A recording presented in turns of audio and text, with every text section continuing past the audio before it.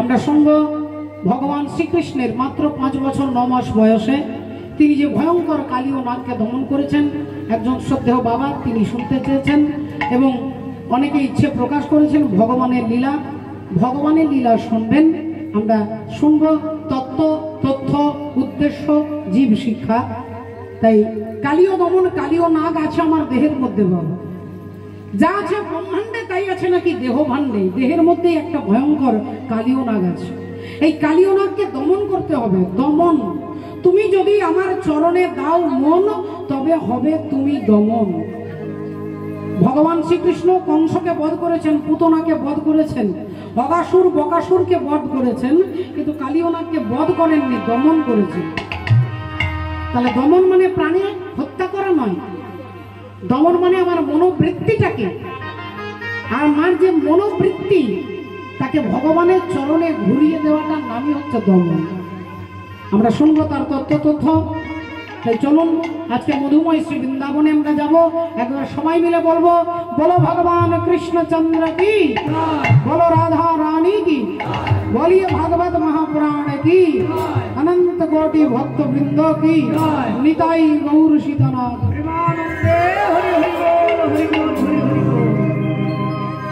सरे ग ग नि ग ग ग ग ग ग सरे ग ग ग रे सनि रे सनि सनि रे म प ध प म ग रे सनि रे स। है आँखों जो शाम का दर्शन किया करे, है आँखों जो शाम का दर्शन किया करे, ऐसी जो प्रभु चरण में बंदन किया करे। बेकार वो मुख है जो रहे व्यर्थ बातों में, मुख वो है जो हरि नाम का सुमिरन किया करे।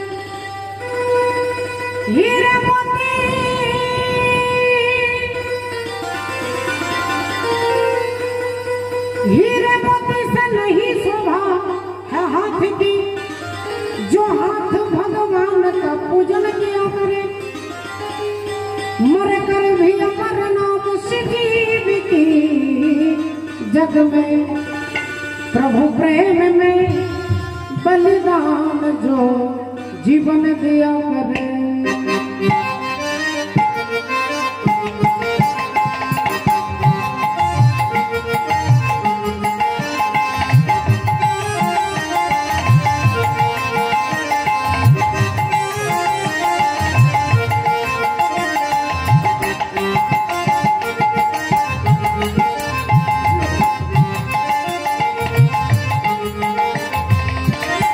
ऐसी लागी लगन मेरा हो गई मगन, ऐसी लागी लगन मेरा हो गई मगन।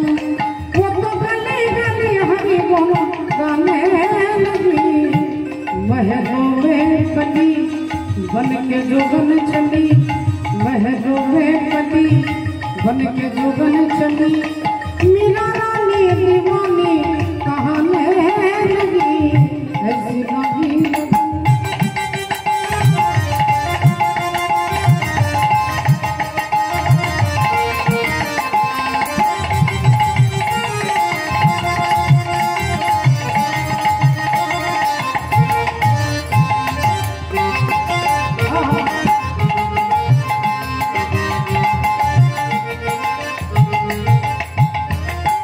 कोई रोके नहीं और कोई टोके नहीं,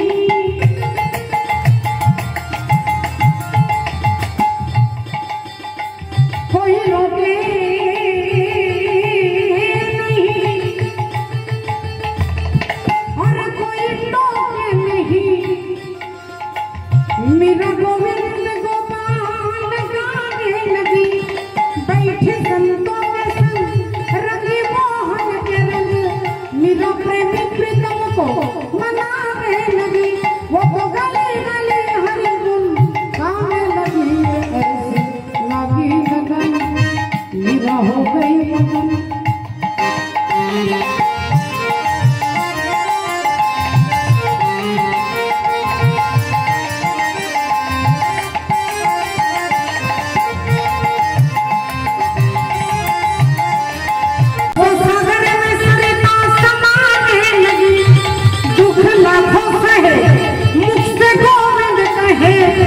मेरा गोविंद गोपाल गाने लगी, वो तो गली गली हरी धुन गाने लगी।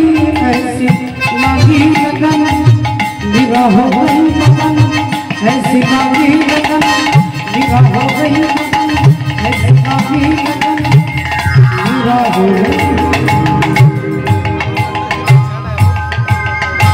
সকলে চরণে দণ্ডবোধ প্রণাম জানিয়ে আজকে মধুময় শ্রী বৃন্দাবনে 5 বছর 9 মাস বয়সে যে ভয়ঙ্কর কালীয় নাগকে দমন করবেন, কিভাবে করবেন সেইভাবে আমরা আমাদের কামরূপী কালীয় নাগকে দমন করতে হবে।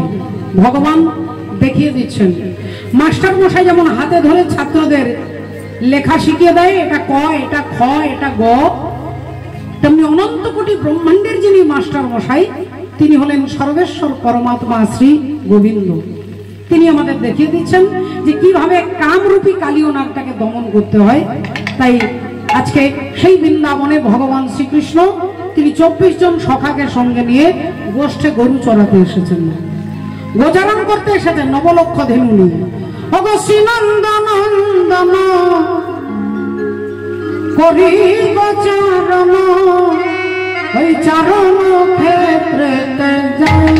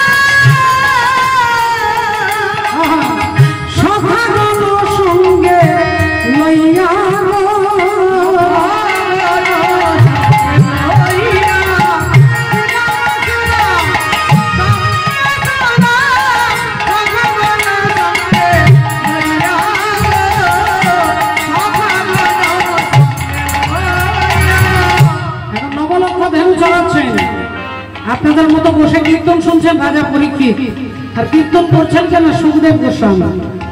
রাজা পরীক্ষিত জিজ্ঞাসা করছে যে ভগবান যে 9 লক্ষ ধেনু 9 লাখ ধেনু চারণ করছে, তা 9 লাখ ধেনু চড়াতে গেলে তো একটা বিরাট বড় মাঠের দরকার, একটা বিরাট বড় ক্ষেত্রের দরকার, একটা বাগানের দরকার। তাই হে সুখদেব গোস্বামী প্রভু, আপনি একটু দয়া করে বলবেন ভগবান যে 9 লাখ গরু চড়িয়েছেন কোন বাগানে, কোন বাগানে ধেনু চড়িয়েছেন? বলে কেন সেই বাগানে। কোন বাগানে? বলে সেই বাগানে। আচ্ছা সেই বাগান বললে আমরা কি বুঝবো? বাগান তো আমের বাগান হয়, জামের বাগান হয়, পেয়ারার বাগান হয়, লিচুর বাগান হয়, কাঁঠালের বাগান হয়। আপনি কোন বাগানে বলছেন তার পার্টিকুলার তার নামটা বলবেন তো। কোন বাগানে? বলে সেই বাগানে। সে বাগানে, সে বাগানে, সে বাগানে, সে বাগানে, সেবাযুক্ত গানে সমান সেবা গানে, সেবাযুক্ত গান সমান সেবা গান। এই যে যারা যারা আজকে কীর্তন শুনতে এসেছেন, আপনারা পরোক্ষভাবে সবাই ভগবানের সেবা করতে এসেছেন, পরোক্ষভাবে সবাই ভগবানের সেবা করছেন। তাই বলছে সেবা গানে, সেবাযুক্ত গানে সমানে সেবা গানে। তা রাজা পরীক্ষিত বলেন যে বাগানে গোবিন্দ ধেনু চড়াচ্ছে সেই বাগানে কি হয়েছে? আলু হয়েছে, পটল হয়েছে, উচ্ছে হয়েছে, মূলো হয়েছে, বেগুন হয়েছে। কোন বাগানে ধেনু চড়াচ্ছেন? তাহলে অন্য কোন বাগান হয়, যে বাগানে গোবিন্দ ধেনু চড়ায় সেই বাগানে শুধু আনারস হয়েছে। আনারস আনারস হয়েছে। বলে আনারসের বাগানে গোবিন্দ আসে? বলে হ্যাঁ। তাহলে ঠিক আছে, আমি বাজার থেকে আনারসের চারা এনে আমার 1 বিঘা জমি আছে, আমি জমিতে লাগিয়ে দেবো, আমি জল দেব, আমি সার দেব, যেদিন আনারসের বাগান হবে সেদিন গোবিন্দ আসবে তো? মহাজন বললেন না। কেন? আপনি তো বলছেন আনারসের বাগানে তিনি আসে। বলে আমি বলেছি আনারস, আর তুমি ভেবেছো বাজারে যে আনারস বিক্রি হয় 80 টাকা, 90 টাকা, 100 টাকা পিস যে আনারস, সেই আনারসের বাগানে নয়। তাহলে কোন বাগানে? বলে আনারস, আনারস,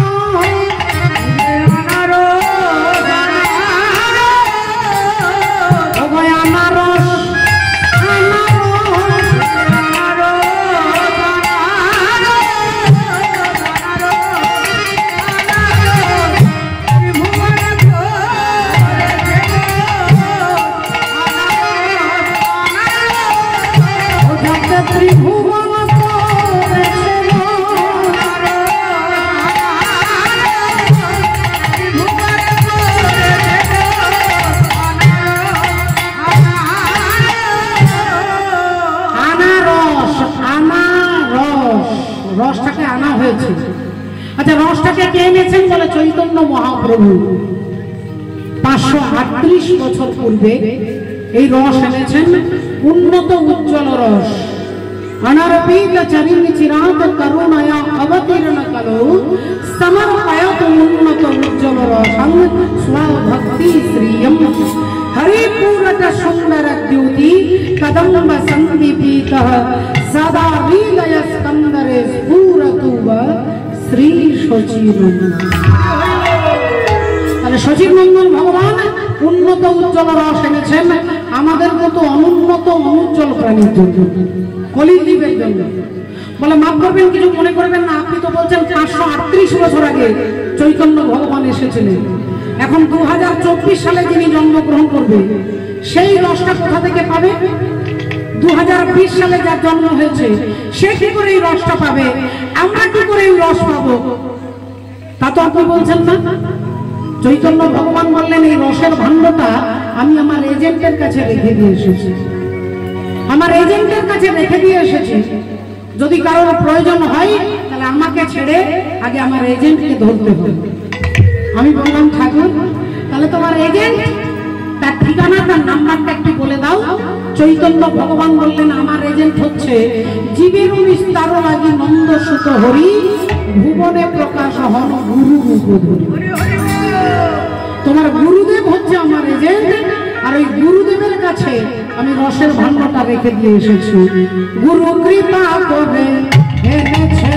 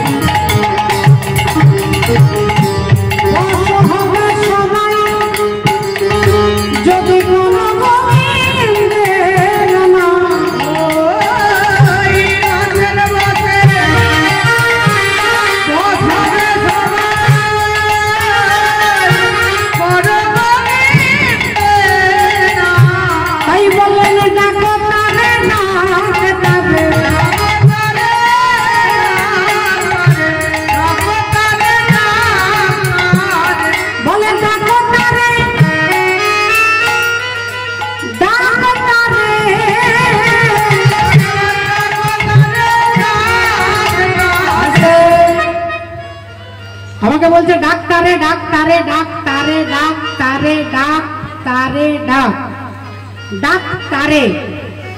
আর আমি কলির জীব, আমি উল্টো বুঝেছি। আমি কলির জীব, আমি উল্টো বুঝেছি। রাধে রাধে। কলির করাল গ্রাস,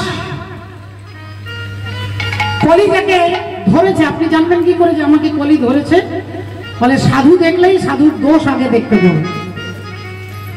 সাধু দেখে, বৈষ্ণব দেখে, ভক্ত দেখলে আগে তার দোষটা আমার চোখে পড়ে, তাহলে জানবেন আপনাকে কলি গ্রাস করেছে। কারণ কলির জীবের এটাই হচ্ছে একটা বিশেষ লক্ষণ। সাধুকে দেখলে, বৈষ্ণবকে দেখলে আগে তার গুণ অনেক পরে দেখবে, আগে তার দোষটা চোখে পড়বে। আর যখনই আপনার দোষ চোখে পড়বে তখনই আপনি ভাববেন আমাকে কলি ধরেছে। সেই মুহূর্তে আপনি হরিনাম করে ওই বৈষ্ণবের প্রতি যদি আপনার অটুট ভক্তি জন্মে, তাহলে জানবেন আপনি কলির করাল গ্রাস থেকে উদ্ধার পেয়েছেন। মাননীয় ভক্তমন্ডলী, ভক্তিমতী মায়েরা, রাধে রাধে। শ্রদ্ধেয় বাবা ঠাকুর, একটু ভালো করে লক্ষ্য করে দেখুন। আজকে তত্ত্বদর্শী মহাজন বলছে ডাক তারে, তাকে ডাকতে বলছে। আমি ভেবেছি ডাক্তারবাবুকে তো সকালেই দরকার হয়, কিন্তু শরীরের ব্যাধি, আদি ব্যাধি হলে আমরা ডাক্তারবাবুর কাছে ছুটে যাই। কিন্তু কোনো মা যদি গিয়ে ডাক্তারবাবুকে বলেন, ডাক্তারবাবু আপনি তো বিরাট বড় মেদিনীপুরের বিখ্যাত ডাক্তার, আপনি এত বড় ডাক্তার, এত কিছু করতে পারেন, আমার স্বামী, আমার ছেলে যাকে 32টা নারী ছিঁড়ে জন্ম দিয়েছি, সেই ছেলে আমাকে খেতে দেয় না, আমার স্বামী আমাকে ভালোবাসে না, আমার সংসারে বড় জ্বালা যন্ত্রণা। ডাক্তারবাবু হাত জোড় করে বলবেন, মাগো আপনি মাফ করবেন, কিছু মনে করবেন না, আপনার স্বামীর পা থেকে মাথা পর্যন্ত অপারেশন করতে পারি, কিন্তু আপনার স্বামীর চরিত্র অপারেশন করার ক্ষমতা আমার নেই। কোন মানুষের চরিত্র পরিবর্তন করার ক্ষমতা বিজ্ঞানের নেই। তাহলে কার আছে? না হরিনামের আছে। হরিনামের দ্বারাই জগাই মাধাই পবিত্র ভক্তে পরিণত হয়েছিল। হরিনামের দ্বারাই বেশ্যা লক্ষ হীরা তিনি হয়ে গেলেন পরম মহান্তি। কোটি কোটি লোক তার দর্শনে জানতি। একমাত্র হরিনাম পারে মানুষের চরিত্রটাকে পরিবর্তন করতে। তাই বলছেন ডাক্তারে। আমি বললাম আচ্ছা, আপনি গোবিন্দ ডাক্তারকে ডাকতে বলছেন তো? তা আমাদের গ্রামের আশেপাশের ডাক্তার অনেক ভালো, অনেক ভালো, যে যারা রাত্রি 12টা, রাত্রি 2টো, 2:30টার সময় ফোন করলে ডাক্তারবাবু আমার বাড়ি এসে চিকিৎসা করে। আপনি গোবিন্দ ডাক্তারকে ডাকতে বলছেন, তা তাকে তো আমরা ডেকে ডেকে মশাই হাল্লা হয়ে যাচ্ছি, তাকে তো আর খুঁজে পাচ্ছি না। মহাজন বললেন, কেন তোমাদের আশেপাশের ডাক্তারবাবুর ফোন নাম্বার থাকলে তো তুমি রাত্রি 12টায় ফোন করবে, তাহলে তার নাম্বার আছে, তাই তুমি ফোন করলে তিনি তোমার বাড়িতে এসে চিকিৎসা করে। তাহলে গোবিন্দের ফোন নাম্বারটা একটু মুখস্থ করে রেখে দাও, যখনই সংসারে অশান্তি জ্বালা যন্ত্রণা হবে এই নাম্বারটা ডায়াল করবে, দেখবে ফোনটা ধরে ভগবান হ্যালো বলবে। নাম্বারটা কত? বলে 1632। 1632 আপনার ফাইবারের সেট, ওই মোবাইল সেটে ডায়াল করলে হবে না। 1632 এটা হচ্ছে গোবিন্দের কন্ট্যাক্ট নাম্বার। 1632, 16 মানে 16 আর 32 মানে 32, অর্থাৎ 16 নাম 32 অক্ষর। এই হৃদয় রূপী ঋষি ভারে হরে কৃষ্ণ কৃষ্ণ কৃষ্ণ হরে হরে, হরে রাম হরে রাম,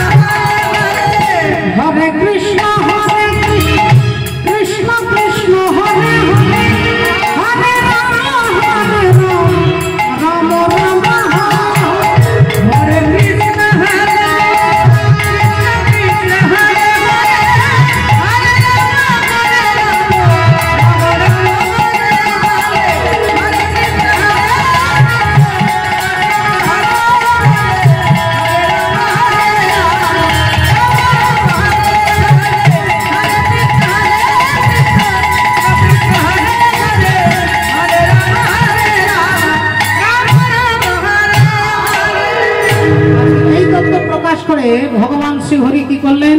সখাগণকে সঙ্গে নিয়ে গরু চড়াতে এসে সখাগণের সঙ্গে আজকে খেলা খেলবেন। আজকে খেলা খেলবেন এমন সময় ডেকে উঠলেন, নাই ছিলাম দাদা, এই শোন না দাদা, আজকে কি খেলবি বলতো? হাডুডু খেলবি? না না না, এসব পুরনো খেলা খেলবো না, নতুন খেলার নাম বল। এই সুমন দাদা, এই তুই বল। বলে পখরে ডুবাডুবি খেলবেন। পখরে না, হরি বল রাধে, হরি বল রাধে। না, উনি ভক্তিমতী মায়েরা শ্রীরাম সুদান রাম বসুদান পুরনো পুরনো খেলার কথা বলছে। এমন সময় মধুমঙ্গল বলে উঠলো, কানাই একটা দারুণ মজার খেলা খেলবো। কি খেলা? আয় আয় আয় আয় খেলি সবার রাজা রাজা।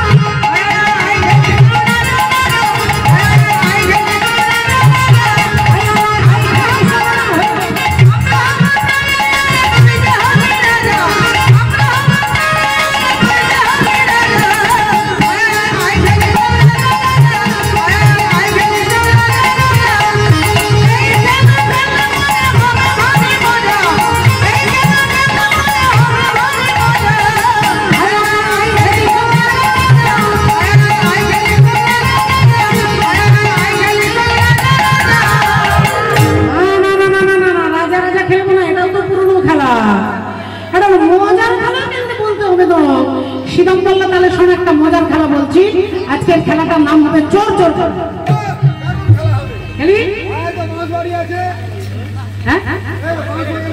বাঁশ বাঁচানো লুকিয়ে যাবে, আর যখন মশার কামড় খাবি না তখন আবার বেরিয়ে আসবে। চোর চোর খেলা খেলবি তো? খেলবি? তাহলে আজকে এক কাজ কর দাদা, অনেক বেলা হয়ে যাচ্ছে, আজকে আমরা চোর চোর খেলা খেলতে গেলে তুই চোর হ। আরে তুই চোর হ না, আরে শোন না, তোর চেহারাটা চোরের মতো। চোর চোর খেলায় চোর কেউ হতে চাইছে না। শ্রীরাম বলছে আমি নই, সুদাম বলছে আমি নই, দাম বলছে আমি নই, বসুদাম বলছে আমি নই। তাহলে চোর চোর খেলায় খেলাটা হবে কি করে? অমনি লবঙ্গ বলে উঠলো, কানাই একটা কাজ কর, আমরা তো 25 জন আছি, 25 জন শ্রীরাম সুদাম দাম বসুদাম লবঙ্গ মধুমঙ্গল শ্রীকৃষ্ণ অর্জুন সুবাহু মহাবাহু সুদেব মহাদেব ভলায়ুধ গরুধপ গন্ধর্ব কিঙ্কিনী অংশমান বসন্ত বিলাসী উজ্জ্বল কোকিল কলবিঙ্ক দ্রবর গন্ধর্ব। আর দাদা বলরামকে নিয়ে, হরি বল রাধে, ভগবানকে নিয়ে 25 জন, 24 জন সকার, ভগবানকে নিয়ে 25 জন। তা 25 জন আছে, 25টা পাতা তুলে আনবে, ঠিক আছে? একটা পাতা ছেঁড়া থাকবে, আর যে পাবে ছেঁড়া পাতা সে হবে চোর। আর চোর হলে 24 জনকে কাঁধে নিতে হবে। এখন পাতাগুলো তুলে এনে সব পাতাগুলো ভগবানের হাতে ধরিয়ে দিয়েছে, ভগবানের হাতে পাতাগুলো ধরিয়ে দিয়েছে। ভগবান একটা একটা করে সবাইকে পাতা দিচ্ছে, সবাইকে একটা একটা করে পাতা দিচ্ছে, রাধে রাধে। আর সকলের হাতে পাতা, এবার সবাই পাতাগুলো খুলে দেখছে, যদি ছেঁড়া হয় তাহলে চোর হতে হবে। এখন সকলে পাতাটা খুলে দেখছে, ভালো পাতা, লাফিয়ে উঠে যাই দেখ আমার ভালো, ভালো কথা,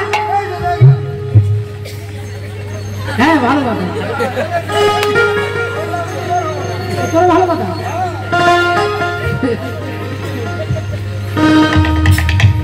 ও মা, সবাই বলে ভালো পাতা, তাহলে ছেঁড়া পাতাটা কে পেয়েছে?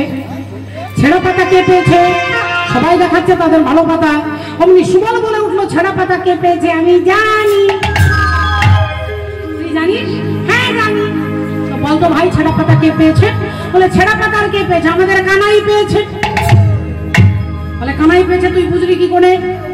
অনেক সময় অনেক কিছু মুখ দেখলে বোঝা যায়। ওখানে ওই যে মা ঘুমে উল্টে পড়ে যাচ্ছে, এই গরমের মধ্যে যে আপনার ঘুম আসছে, আপনাকে গড় করি মারবো। হতে পারে উনি বলতে পারে যে আমি ঘুমাইনি, আমি চোখ বন্ধ করে ধ্যান করছিলাম। তাহলে মুখ দেখলে অনেক কিছু বোঝা নাও যেতে পারে। তা তুই এক কাজ কর, কানাইয়ের কাছে গিয়ে চল, পাতাটা সবাই মিলে খুলে দেখি। আর অমনি ভগবানের কাছে এসে বলছে, কানাই তোর পাতাটা দেখাতো ভাই। আর ভগবান কিছুতেই পাতা দেখাবে না, ভগবান ছাড়বে না। জোর করে ধরে হাত থেকে যেই পাতাটা খুলেছে, অমনি দেখছে ভগবানের ছেঁড়া পাতা। আর যেই ছেঁড়া পাতাটা দেখেছে, অমনি সবাই চিৎকার করছে, চোর চোর চোর চোর। তাই কানাই তুই আজকে চোর হয়েছিস? বলি কাঁধে কর কাঁধে কর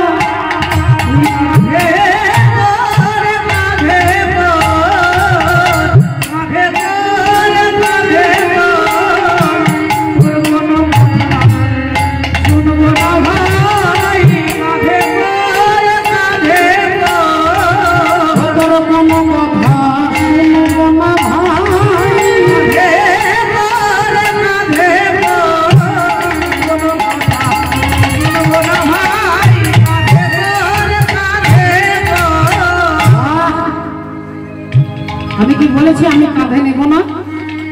বেশ, আমি যখন চোর হয়েছি আমি কাঁধে নেব, কিন্তু সমস্যা হলো আমার কাঁধে আগে কে চড়বে?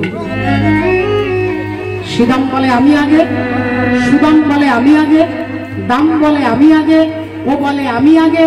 তা সবাই যদি বলে আমি আগে, তাহলে খেলাটা হবে কি করে? অমনি মধুমঙ্গল বলল, কানাই এক কাজ কর ভাই, তুই যখন চোর হয়েছিস তুই বল, তুই নির্বাচন করে বল তোর কাঁধে আগে কে চড়বে। আর নির্বাচনের দায়িত্ব যখন ভগবানের হাতে দিয়েছে, ভগবান বললেন যদি আমাকে কাঁধে নিতে হয়, তাহলে আমি যার কাছে অনেকদিন ঋণী হয়ে আছি, আমি অনেকদিন যার কাছে ঋণী হয়ে আছি, আমি আজকে তাকেই কাঁধে নেব, এই সুবলকে। সুবল চড়বে আমার কাঁধে। শ্রীদাম ভাবে কেন আমার নাম বললো না, সুদাম বলে আমার নাম বললো না, এ বলে আমার নাম বললো না, ও বলে আমাকে বললো না, সুবলকে আগে বললো কেন? মায়েরা আপনারাও ভাববেন সুবলকে বললেন কেন, আর বাবারাও ভাববেন যে সত্যি তো ভগবান সুবলকে নির্বাচন করলেন কেন? কারণ হচ্ছে সুবলের কাছে ভগবান ত্রেতা যুগ থেকে ঋণী হয়ে আছেন। ত্রেতা যুগের ঋণ আজকে দাপর যুগে শোধ করবে। তাহলে সুবল কে ছিল ত্রেতা যুগে? বলে রাবণের ভাই বিভীষণ, আর বিভীষণের ছেলে তরুণী সেন। আর সেই তরুণী সেন বাগানে খেলা করছে, আর ওই বাগানের একটা কোণে দাঁড়িয়ে রাবণ রাজা কাঁদছে। রাবণ কাঁদছেন আর বলছেন, আজ আমার কেহ নাই, কেহ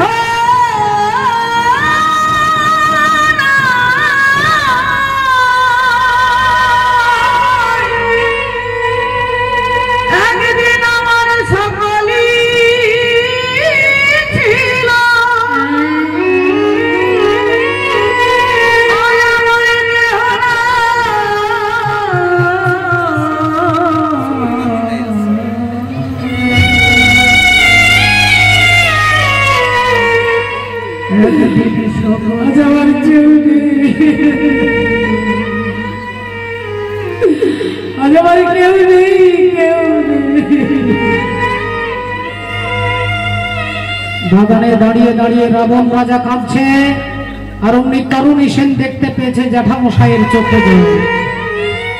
ছুটে গিয়ে পেছন থেকে জ্যাঠামশাইকে জড়িয়ে ধরে বলছে, জ্যাঠামশাই তুমি কাঁদছো কেন গো? ও জ্যাঠামশাই তুমি কাঁদছো কেন, বলো না। তুমি কেমন করে কোনোদিন কাঁদো না জ্যাঠামশাই, বলো না কেন কাঁদছো, বলো না। রাবণ বলে উঠলেন, যা খেলবি যা, যা, তুই বাচ্চা ছেলে বুঝবি না, যা খেলবি যা। তরুণী বললেন, জ্যাঠামশাই আমাকে বুঝিয়ে বললেও বুঝবো না, বলো না গো, তুমি তো কোনোদিন কাঁদো না, আজকে কাঁদছো কেন? কেন কাঁদছি, কেন কাঁদছি তুই শুনতে চাস? শুনবি? আগামীকাল আমার শত্রু রামের সঙ্গে কে যুদ্ধ করবে, রামের সঙ্গে যুদ্ধ করে রামকে কে পরাজিত করবে, রামকে পরাজিত করে রাক্ষস কুলের মর্যাদাকে রক্ষা করবে। এই তিনটে কথা যেই বলেছে, তরুণী রাবণের পা দুটো ধরেছে, আর রাবণের পায়ে ধরে বলে উঠলেন, জ্যাঠামশাই তুমি একবার আমাকে অনুমতি দাও, এই তোমার পা ছুঁয়ে প্রতিজ্ঞা করে বলছি, কালকে আমি রামকে পরাজিত করব, রাক্ষস কুলের মর্যাদা আমি রক্ষা করব, কালকের যুদ্ধে আমি যাব, তুমি একবার আমাকে অনুমতি দাও। ওরে ওরে মূর্খ বালক, ওরে অবোধ বালক, তুই কি জানিস রামের সঙ্গে যুদ্ধ করতে পারবি? তোর এত শক্তি আছে? তুই বোকা বলেই এ কথা বলছিস। তরুণী বললেন, জ্যাঠামশাই গো, বোকা আমি নই, বোকা আমি নই, বোকা তুমি। রামকে পরাজিত করতে গেলে শরীরের শক্তির দরকার হয় না, রামকে পরাজিত করতে গেলে অন্তরের ভক্তির প্রয়োজন। তা রাবণ ভাবছে আমাকে বিরক্ত করবে যতক্ষণ থাকবে, যা যা তোর মায়ের অনুমতি নিয়ে তুই যুদ্ধ করতে যাবি, যা। তরুণী ছুটতে ছুটতে আসছে মায়ের কাছে, ভগবান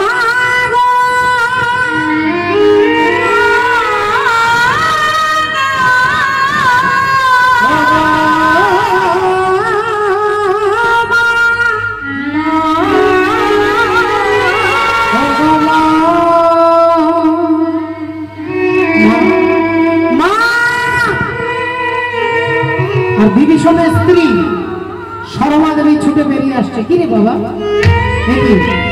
একই বাপ তরুণী, তোর চোখে জল কেন? তোর চোখে জল কেন? কাঁদছিস কেন? কি হয়েছে তোর? আমাকে বল বাবা, কি হয়েছে তোর? তরুণী বললেন, মাগো, আমার যে চোখের জল, এ আমার আনন্দের চোখের জল, দুঃখের নয়। আমি তোমার কাছে আজকে ভিক্ষা চাইতে এসেছি মা। আমি যা চাইবো তুমি আমাকে তাই দেবে। মা বললেন, ওরে পুত্র মোর, আমার কাছে ভিক্ষা নয়, তুই যা চাইবি তোকে তাই দেবো, বল তোর কি দরকার। ছেলে বললেন, মা তুমি আমাকে আশীর্বাদ করো, আমাকে অনুমতি দাও, আমি আগামীকাল আমার প্রভু রামের সঙ্গে যুদ্ধ করতে যাব।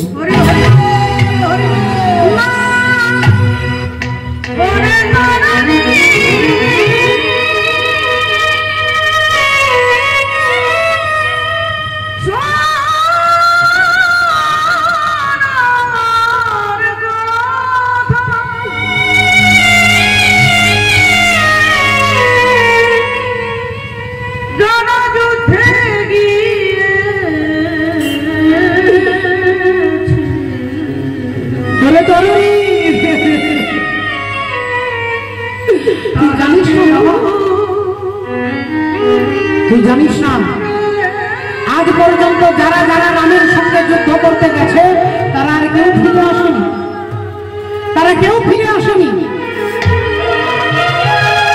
তরুণী বললেন, মা তুমি আমাকে আশীর্বাদ করো, আমিও যেন কোনোদিন ফিরে না আসি, আমিও যেন কোনোদিন ফিরে না আসি, তুমি আমাকে আশীর্বাদ করো। তাহলে মা বলছে যুদ্ধ করতে গেলে আর ফিরে আসতে পারবি না, আর ছেলে বলছে আমাকে আশীর্বাদ করো যেন কোনোদিন ফিরে না আসে। অপরাধ দেবেন না বাবা ঠাকুর। এখানে অনেক পিতা মাতা বসে আছেন, অনেকে চান একটা ছেলে হোক, অনেকে চান একটা নাতি হোক। কেন? বংশে বাতি দেবে, ছেলে আমাকে দেখবে, ছেলে আমাকে খেতে দেবে, ছেলে আমার সেবা করবে। এই একটা অন্ধ ধারণা আমাদের মধ্যে বাসা বেঁধে বসে আছে যে ছেলে আমাকে দেখবে। এখানে যত যত মায়েরা আছেন বুকে হাত দিয়ে বলুন যে প্রতিটা ছেলে প্রতিটা বাবা মাকে দেখে। আপনার ছেলে আপনাকে দেখতে পারে না, আপনার কর্ম আপনাকে দেখবে। আপনার কর্ম যদি যথার্থ হয়, ছেলে থাকলেও দেখবে, না থাকলেও দেখবে।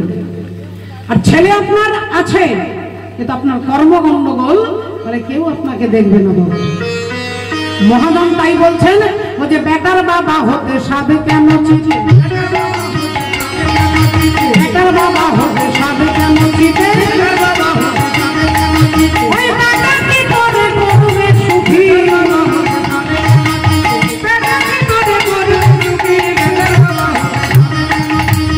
ছেলে যদি সুখী করবে একটা নয়, দুটো নয়, পাঁচটা নয়, 10টা নয়, 100টা ছেলে ছিল কার?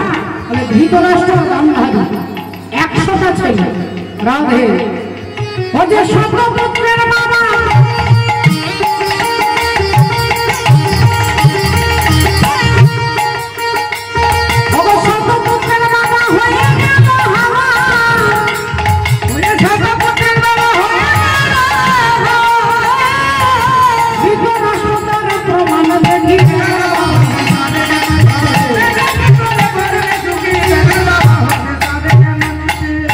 ধৃতরাষ্ট্রের গান্ধারীর 100টা ছেলে ছিল। তারা ভেবেছিল যদি 90টা ছেলে খারাপ হয়, 10টা ছেলে আমাকে দেখবে, যদি 99টা ছেলেও খারাপ হয়, একটা না একটা ছেলে তো আমাকে দেখবে। কিন্তু সেই গান্ধারীকে গিয়ে দেখতে হলো কুরুক্ষেত্রের মাঠে তার শতপুত্র মরে পড়ে আছে, 100টা ছেলে মরে পড়ে আছে। ভক্তিমতী মায়েরা, দুর্যোধন, দুঃশাসন, দুঃসহ, দুঃসল, প্রমথ, দুর্মুখ, বিবিংশতি, বিকর্ণ, জলসন্ধ, সুলোচন, বিন্দু, অনুবিন্দু, দুর্ধর্ষ, সুবাহু, দুষ্প্রদর্শ, দুর্বর্ষণ, দ্বিতীয় দুর্মুখ, দুষ্কর্ণ, কর্ণ, চিত্র, উপচিত্র, চিত্রাক্ষ, অদ্ভুত, চারু, চিত্রাঙ্গ, দুর্মদ, অনন্তর, দুষ্প্রহচ্চ, বিবিৎসু, বিকট, শ্রম, পুনর্নাভ, পদ্মনাভ, সুসেন, নন্দ, উপানন্দ, কণ্ডধর, মহোদর, চিত্রবাহু, চিত্রবর্মা, সুবর্মা, দুর্বিরোচন, আয়বাহু, মহাবাহু, চিত্রচাপ, সুকুন্দর, বলাকি, অগ্রজ, ভীমবেগ, ভীমবল, ভীম বিক্রম, ভীমসর, কনকায়ু, উগ্রায়ুধ, দৃঢ়ায়ুধ, দৃঢ়ক্ষত্র, দৃঢ়বর্মা, সংকীর্তি, অনুদর, জরাসন্ধ, দৃঢ়সন্ধ, সপ্তসন্ধ, সহস্রবাদ, উগ্রসেন, উগ্রসেবা, সেনানী, পণ্ডিত, দুহস্ত, দাতবেগ, বন্যাসী, সুবর্চা, আদিত্যকেতু, নাগদত্ত, নিসঙ্গী, জানহ, কবচী, দণ্ডধর, অনুগ্রহ, উগ্র, আলুলোক, অভয়, রক্তবর্মা বিরাবী সুদীর্ঘলোচন বুড়রু কনকাঙ্গট কুণ্ডক চিত্রক মহারথ। এই 100টা যার ছেলে তার বংশে বাতি দিতে কেউ রইল না। আপনারা কেউ না কেউ উঠে দাঁড়িয়ে বলতে পারেন, মা চৈতালি তুমি যে ছেলেগুলোর নাম বললে তারা দুষ্টু ছেলে, তারা বাজে ছেলে, তারা নোংরা ছেলে, বাবা মার দুঃখ হবে, কিন্তু আমার ছেলে যদি ভালো হয় আমাকে দেখবে না? বলে এবার 4টে ভালো ছেলের নাম শুনুন। যে 4 পুত্রের বাবা দশরথ রাজা, 4 পুত্রের বাবা দশরথ রাজা, বাসি মোড়া হয়ে রইল তেলে ভাজা।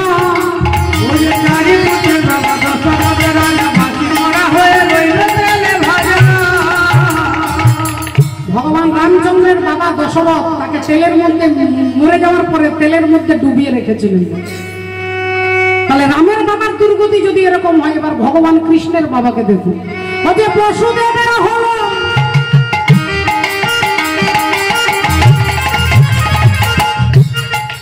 ভগবান কৃষ্ণ যার ছেলে, কৃষ্ণ যার ছেলে তার বাবা আছে কংসে জেলে। কৃষ্ণ যার ছেলে তার বাবা আছে জেলে, তার মা আছে জেলে। অর্থাৎ ভগবান কি বোঝাচ্ছেন, কি শিক্ষা দিচ্ছেন সমাজকে?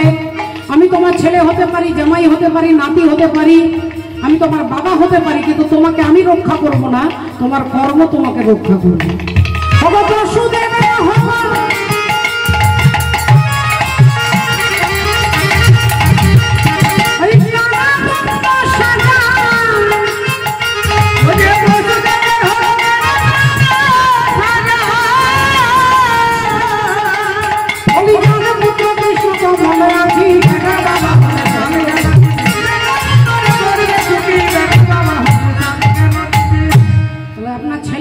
দেখবেন আপনার কর্ম আপনাকে দেখবে, এটাই হচ্ছে বাস্তব সত্য কথা বলে। কর্মণ্যে বাধিকারস্তে মা ফলেষু কদাচন। তাই কর্ম করবে, ফলের আশা করো না। যখনই আশা করবে তখনই দুঃখ উৎপত্তি হবে। গাছটা লাগানোর দায়িত্ব তোমার, গাছে ফল ধরবে, আমি খাবো, এই ভাবনাটাই হচ্ছে দুঃখের কারণ। ভগবান কৃষ্ণ অর্জুনকে এটাই বোঝাতে চাইছেন। সন্তান জন্ম দেবেন, কিন্তু সন্তানের ওপরেই ডিপেন্ড করবেন না যে ছেলেই আমাকে দেখবে, তাহলে ওই ছেলেই আপনার সঙ্গে বেইমানি করবে। ছেলে আপনাকে দেখবে না, আপনি সন্তান জন্ম দিয়েছেন, এইটুকু আপনার কর্তব্য, কিন্তু আপনাকে দেখবে কে? আপনার কর্ম আপনাকে দেখবে। এই তরুণী মায়ের পা দুটো ধরে বলে উঠলো, মা তুমি আমাকে অনুমতি দাও, আমি রামের সঙ্গে যুদ্ধ করতে যাব। আর ছেলে যেই মাকে ছুঁয়ে দিয়েছে, অমনি মায়ের মনে হয়ে গেছে আমার ছেলে রামের সঙ্গে যুদ্ধ করতে নয়, আমার ছেলে নিজেকে রামের চরণে নিবেদন করতে যায়। আয় বাবা আয়। সঙ্গে সঙ্গে ছেলের গায়ে রাম নাম লিখে দিলেন, আর ভগবানের প্রসাদী মালাটা তার গলায় পরিয়ে দিলেন। ভগবানের প্রসাদী মালা গলায় পড়লে আপনাকে এত সাবধানতা অবলম্বন করতে হবে, একটা ফুল যদি আপনার পায়ে পড়ে, পায়ে লেগে যায়, আপনার সারা জীবনে যত সাধনা করেছেন এক মুহূর্তে সব শেষ হয়ে যাবে, এক মুহূর্তে শেষ হয়ে যাবে। একজন ভদ্রলোক ছিলেন, ভীষণ বড় শিবের ভক্ত। তার স্বভাব ছিল ফুল চুরি করা, ফুল চুরি করে, বেলপাতা চুরি করে। এক জমিদার বাড়িতে প্রতিদিন বেলপাতা চুরি করে, আর জমিদারও শিবের ভক্ত, কিন্তু তিনি ঘুম থেকে উঠে দেখে গাছের সব পাতা চুরি হয়ে গেছে। তার মনে মনে খুব রাগ। আর যিনি চোর, তিনি এত বড় শিবের ভক্ত যে শিব ঠাকুরকে প্রতিদিন বেলপত্র অর্পণ করে, মালা পরিয়ে দেয়, পুজো করে।